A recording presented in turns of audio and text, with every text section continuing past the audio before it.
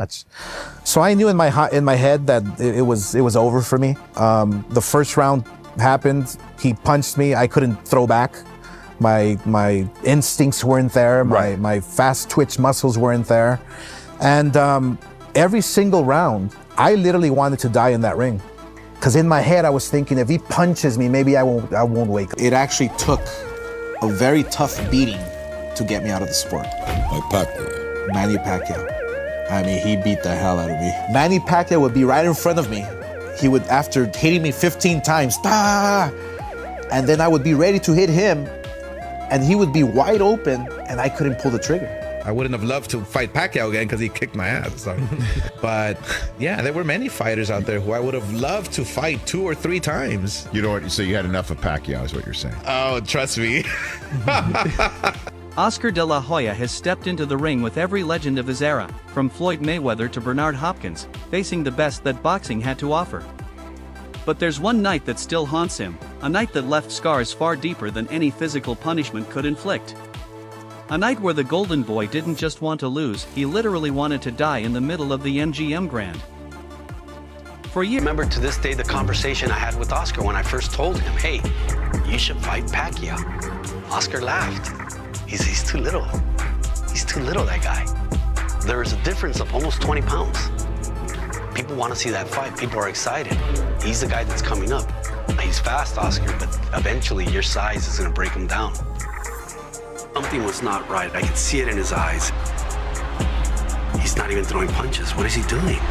Pacquiao snakes his left hand through De La Hoya's guard. I was like, fuck. He had no legs, he had no pop, he had no punch. Pacquiao is making De La Hoya look old, slow, ineffectual. De La Hoya has 0 answers. I was scared. And I said, you know what? The spark's not there. He doesn't have it. He doesn't have it. years, we thought it was just a case of an older legend being outworked by a younger lion, a natural passing of the torch. But recently, Oscar exposed the shocking truth behind his collapse against Manny Pacquiao, and it's way darker than anyone ever imagined. Back in 2008, the world thought this fight was a joke, a mismatch that favored the bigger man.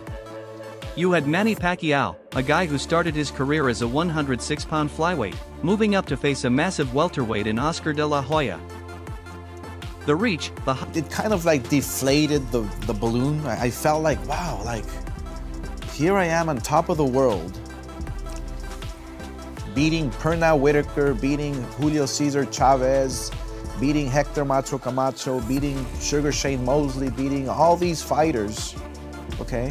Having amazing fights in their prime and creating some amazing events.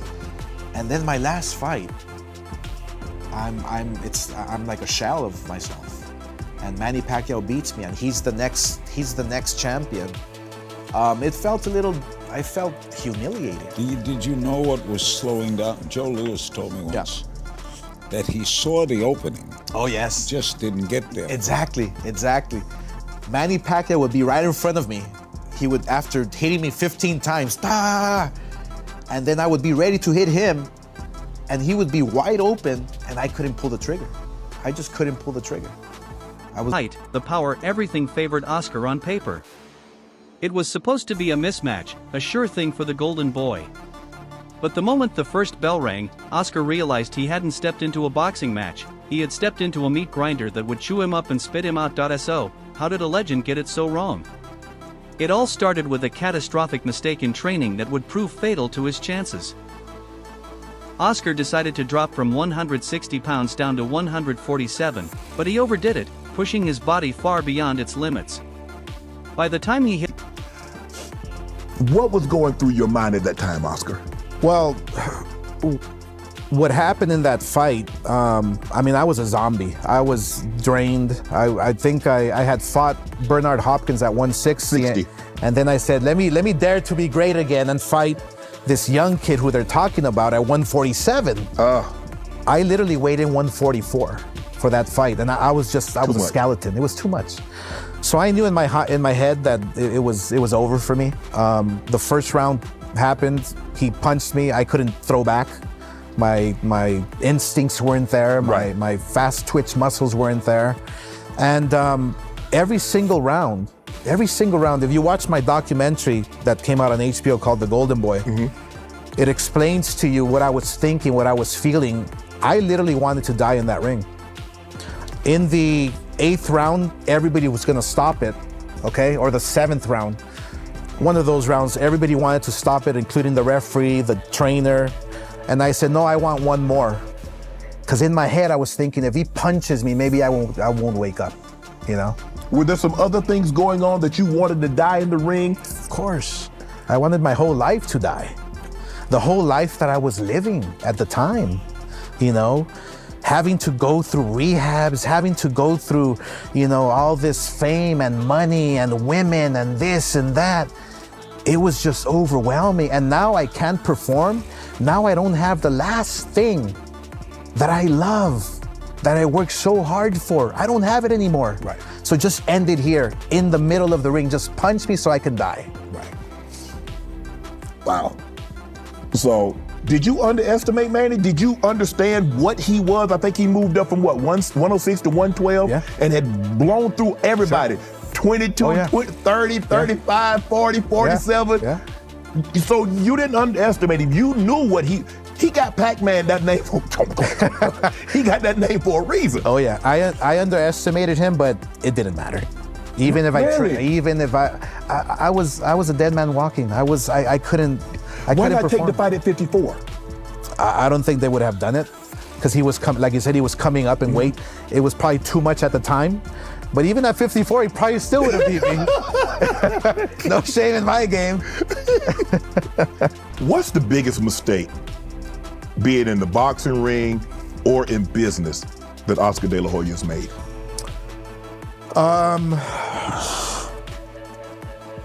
Probably inside the ring. I stood At the scales, he wasn't just lean, he was a skeleton, drained of all strength and vitality. He weighed in at 145 pounds, actually coming in lighter than the naturally smaller Pacquiao.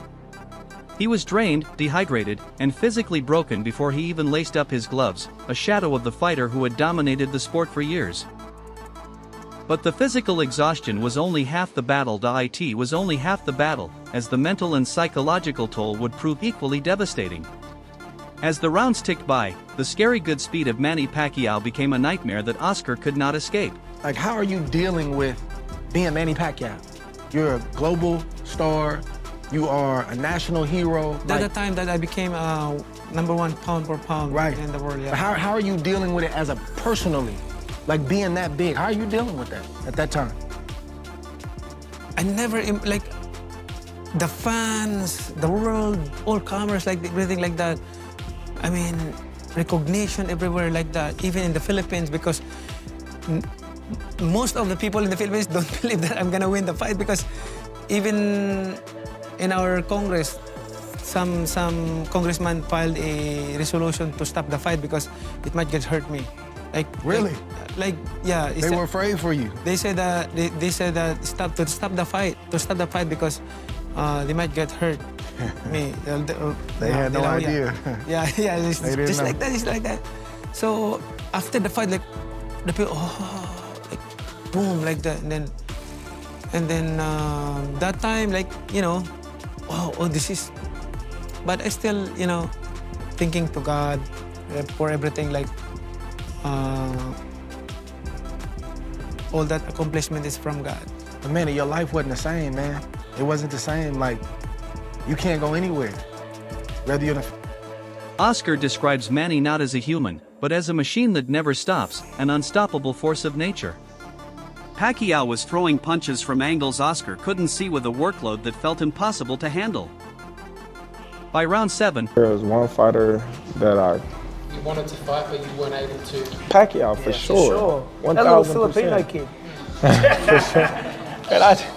And I try to fight Pacquiao. George's bestie. George's best. Yeah. Full respect. But Skinny Hussein knocked him out for 20 seconds, mate. YouTube, Hussein versus Pacquiao. Pacquiao, for sure. You know, that was a fight that I was chasing for years, since I was 140 pounds. You know, and to see him, you know, fight Broner, Tim Bradley, you know, Keith Thurman and all those. Chris Algieri. Fight, yeah. Man, I was. Not disrespect to Chris.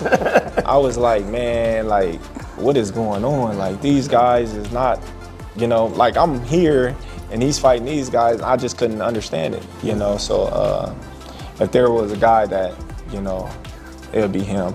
And Danny Garcia. That's my boy. You fought him as amateur, yeah? Yeah, Swift. We split. Left hook. We split 1-1. I think me and Danny would have made for a great fight, you know, being that we knew each other real. Oscar's left eye was swelling shut, and he was being mercilessly battered against the ropes, unable to mount any effective defense. It was in these moments that the most shocking part of the story surfaced. Oscar wasn't just hoping for the referee to step in, he was actually hoping for something much more permanent. But this isn't just Oscar's opinion. Even today's elite kings like Terence Crawford and Shakur Stevenson look at Manny's peak with absolute awe and admiration. Crawford recently admitted that he wished he could have tested himself against Pacquiao before retiring, calling Manny's rhythm unorthodox and his volume terrifying. How about this one? Floyd Mayweather against Terence Crawford. Floyd Mayweather against Terence Crawford, I think Terence Crawford. Why? Why? In both prime. Both the prime. You think Crawford is? Why do you like Crawford? He has advantage. He is a southpaw.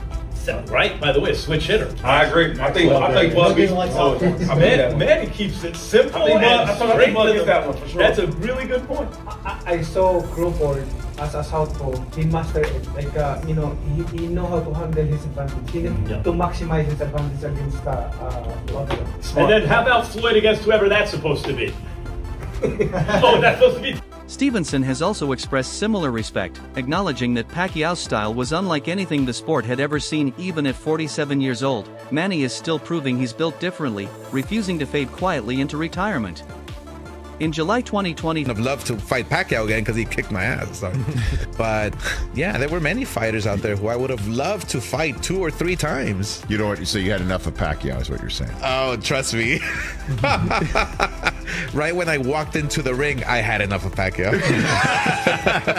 You thought that when you got in the ring? Oh, well, Rich, this documentary, my gosh, it's sad too at the end because it shows the whole Pacquiao situation. I was getting beat up in training camp when preparing for Pacquiao.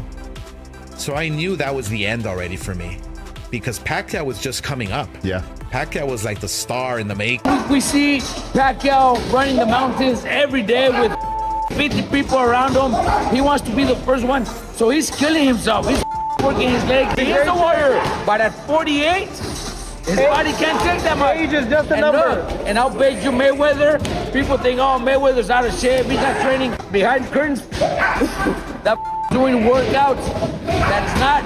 That's just to be in shape. 5. He returned to the ring against WBC champion Mario Barrios and fought to a majority draw, proving he can still go toe-to-toe with the world's best. Yo, what's up, guys? I wasn't going to do a clapback, but all the news on Mayweather, Pacquiao, potentially falling apart. I mean, I have to say this. Mayweather, come on, dude. Fight a real fight. You're still trying to protect your O. Yes, you're 50-0 on paper, but people know you've lost. Shit, your own father said you lost against me back when we fought.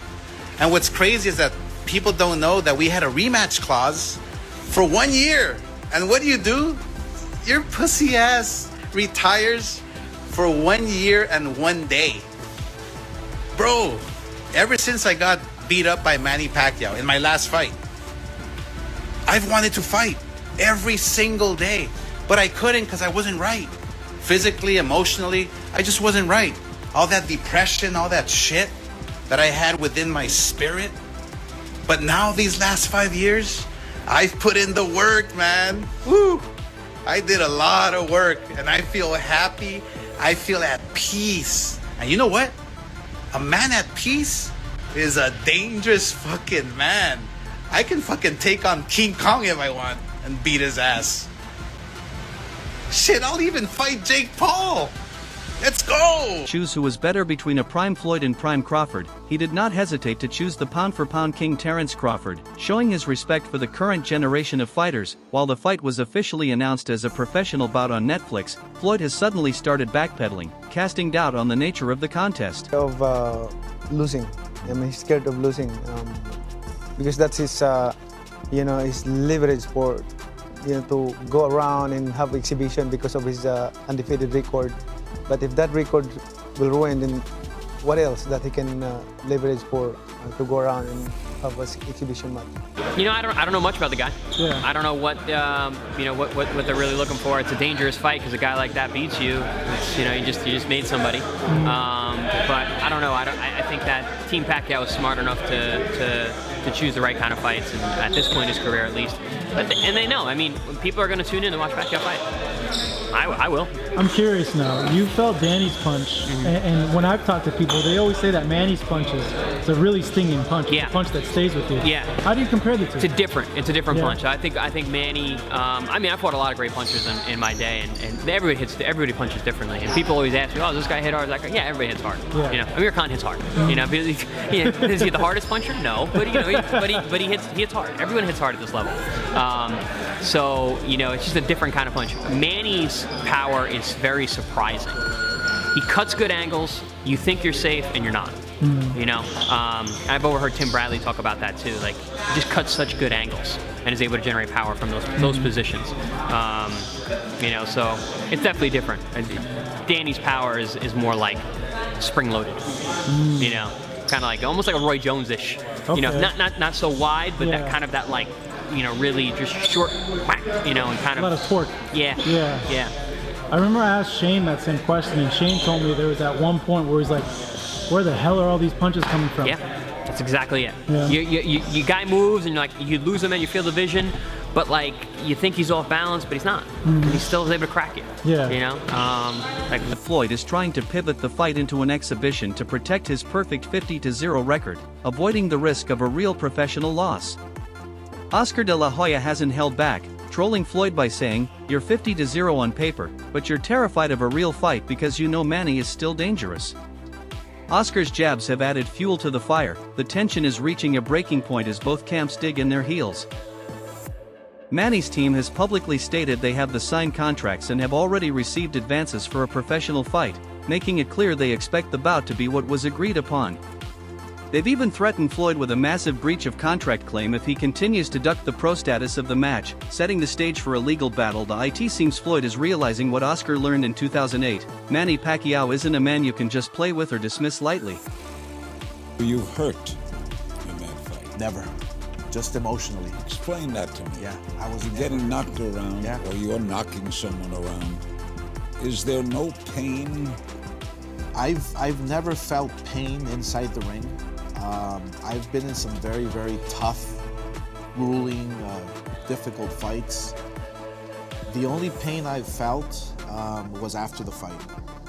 I remember I would actually have steaks ready, frozen steaks ready in my room to press them against my face and against my body.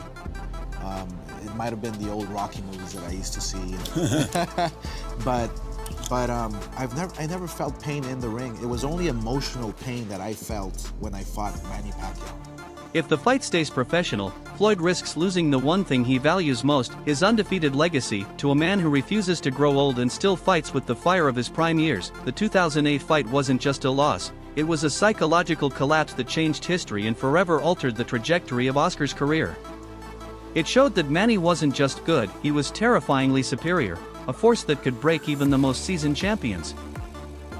And as we head towards September 2026, the question remains, does Floyd have the courage to face the same scary reality that broke the Golden Boy? One thing is for certain, the world will be watching to see if Pac-Man has one last shocking upset left in the tank. So that's all for today. If you enjoyed it, remember to leave a like, subscribe, and ring that bell icon so you never miss our upcoming videos. And don't forget to share your thoughts in the comments section. Stay tuned, and we will catch you in the next video.